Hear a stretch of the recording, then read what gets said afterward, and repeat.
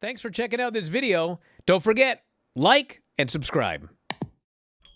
He had a footage from before the show of Darby. Apparently he skated all the way to Las Vegas, and he gets jumped by Clark Connors and Gabe Kidd, and they beat him up. They shove him in the trunk of the car. They zoom off.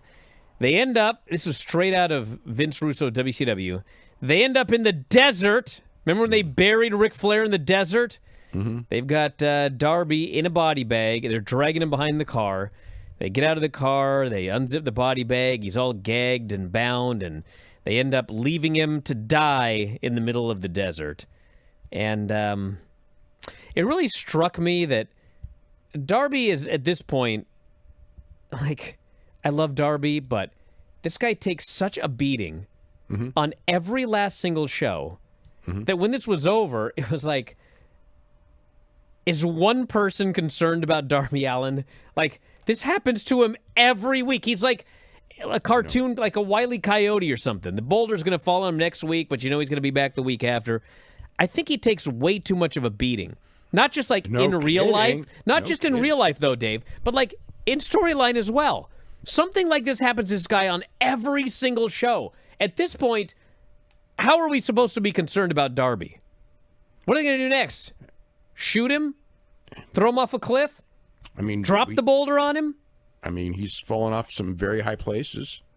They threw him, they lawn darted him in a truck. They dragged him out behind a car, you know, tonight. Even the commentators, this guy got left in the desert earlier in the day, zipped up in a body bag in the heat. And the announcers are like, well, we hope to have an update later. Moving on. And they just moved on. Yeah. Because they know he's been through. Well, I mean, part of it, too, is that we know that this is, you know what I mean? Yes. This is one of the things of modern wrestling where nobody takes any of the angles seriously. It is, you know, it's just a repercussion of what wrestling is today. I mean, it's, it can't be what it was. I mean, that is one of the things. If you want it to be what it was, it can't be. I mean, the audience, in some ways, the audience isn't smarter, but in some ways it is, you know. But what it is that they don't believe in this stuff. You know what I mean? At all. So, like any angle that you do like this, it's like there's nobody who believes that they're really tying him and, you know, doing all this stuff, other than the fact that it's, you know, most of the stuff he does.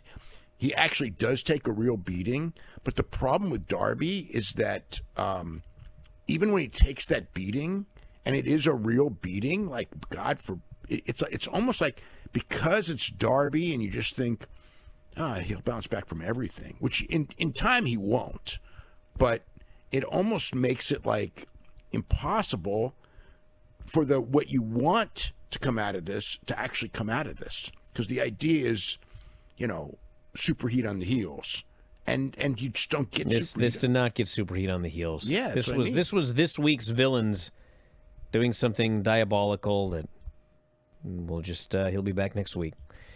We had Hangman Page and Mark Davis in a mini tournament match. The winner of this moves on, and as you would figure, it was Hangman Page.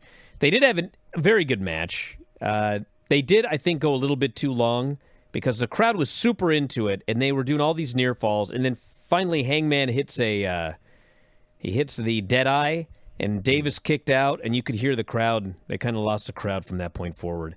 And then he goes for the buckshot, and Davis avoids that, and finally they end up on the ramp, and Hangman hits a tombstone, hits a buckshot, pins him, and then he cuts a promo saying, next week I'm going to Australia for the #1 contendership match. Kenny, I hope I see you there. And MJF, if I win that match at Revolution, I will stomp every future child out of your tiny balls and take back the world title I never should have lost. So they want you to think that Kenny was moving on. But in fact, Kenny Omega Andrade was next. Yeah, so I thought they really had a good match and really hard hitting. You know, I mean, it's just kind of. I hope that, you know, again, there's so many people on the roster, you know, and who, you know. So you just don't know who's going to get what. I mean, it was, like I said, I had expected Josh Alexander to be in this spot. But Mark Davis did a really good job in the spot. Are you one of those youngsters today who listens to Spotify? I don't even know what it is. But I do know this. All of our podcasts are available at Spotify. You can head up right now and sign up. The easiest way to do so, f4wonline.com/Spotify. And for just $9.99 per month, you can listen to 84 podcasts on any given month. 84! 2 to 3 podcasts every single day covering pro wrestling and mixed martial arts. And if you think about $9.99 per month, that's just pennies per day. So check it out today on Spotify. That's f4wonline.com/Spotify. f4wonline.com/Spotify.